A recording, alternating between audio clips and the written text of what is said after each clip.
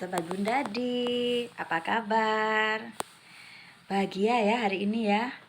Ya, Bunda selalu berdoa buat kalian agar kalian selalu sehat, selalu bahagia, damai di hati, dan selalu semangat luar biasa.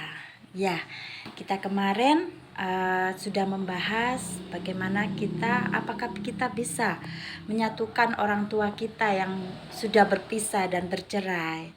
Nah, tentunya walaupun kita tidak mengalami itu, tetapi kita akan belajar ya bagaimana caranya. Memang tidak hanya sedikit terjadi ketika kita bisa mengembalikan orang tua kita untuk bersatu kembali. Tetapi supaya kita tidak terlalu sakit, kita harus belajar menghadapi kenyataan bahwa kenyataan hidup itu memang harus kita jalani di dalam kehidupan kita. Kita harus memahami dulu apa makna hidup ini, dan pasti ada rasa kecewa, ada rasa bahagia. Nah, kemudian ketika kita mulai bisa menerima kenyataan, lalu bagaimana cara kita bisa menerima orang tua kita yang sudah bercerai? Ada suatu cerita bernama seorang laki-laki ya, anak laki-laki bernama Ardi. Mungkin usianya sekitar 17-18 tahun, seperti itu. Dia sangat kecewa menghadapi keluarganya ini dan dia mulai menyalahkan orang tua mereka. Kenapa ya mereka kok nggak mengerti saya? Mereka kok menghancurkan mimpi-mimpi saya? Mereka kok egois ya dalam kehidupan mereka? Mereka selalu membuat keputusan tanpa memikirkan hati anak, pikiran anak. Mungkin seperti itu ya.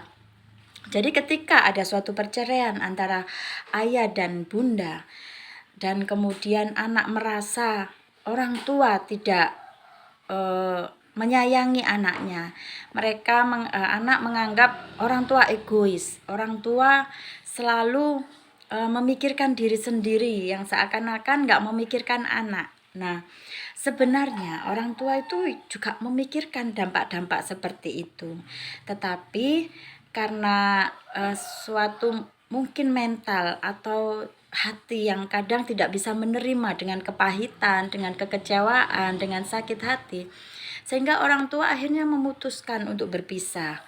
Dan meskipun hal itu sangat dilarang ya sama Tuhan, tetapi terkadang hal itu tidak bisa terelakkan, dan itu bisa saja terjadi pada manusia di dunia ini.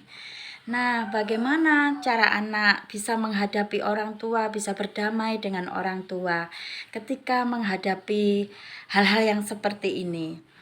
Ya, kemudian kita harus belajar untuk menanggapi bahwa orang tua itu adalah orang tua yang sama semua seperti manusia di dunia ini, yaitu mereka juga manusia yang tidak sempurna.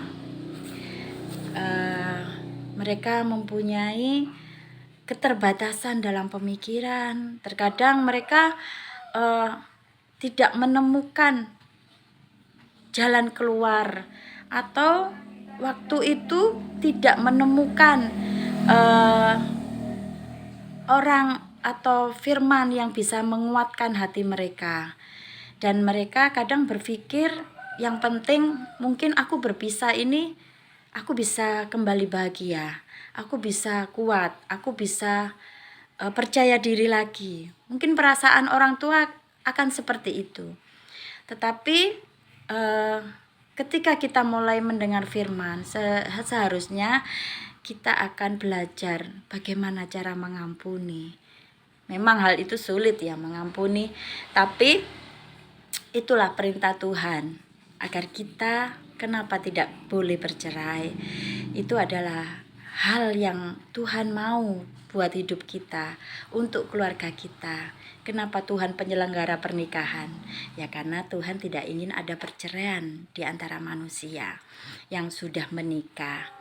Namun kembali lagi dengan si Ardi yang harus menerima kenyataan ini bahwa orang tuanya bercerai. Jadi hal yang patut dilakukan seorang anak agar kita tidak terlalu sakit, tidak terlalu menyalahkan diri sendiri, kita harus mulai berdamai dengan orang tua kita. Kita bisa menganggap orang tua kita itu, ya memang mereka juga manusia, nggak sempurna. Mereka juga bisa jatuh dalam dosa, sehingga terjadilah perceraian itu. Memang tidak semua orang menginginkan ya perceraian, tapi karena di dalam kehidupan itu pasti ada ujian, di mana cinta itu bisa diuji ya ketulusannya, dari kita mau bertahan atau bercerai. Jadi sebagai anak, marilah kita tetap menganggap semua itu bukan kesalahan orang tua kita, tetapi mereka juga adalah manusia yang sama-sama memiliki dosa, memiliki kesalahan, yang seharusnya ada hal kasih dari Allah yang untuk menyatukan mereka kembali. Lalu apakah anak bisa mengutarakan hal-hal ini kepada orang tua? Bagaimana caranya? Nah, nanti kita akan bahas ya, bagaimana cara kita mengutarakan isi hati kita kepada orang tua kita. Salam Bunda Di.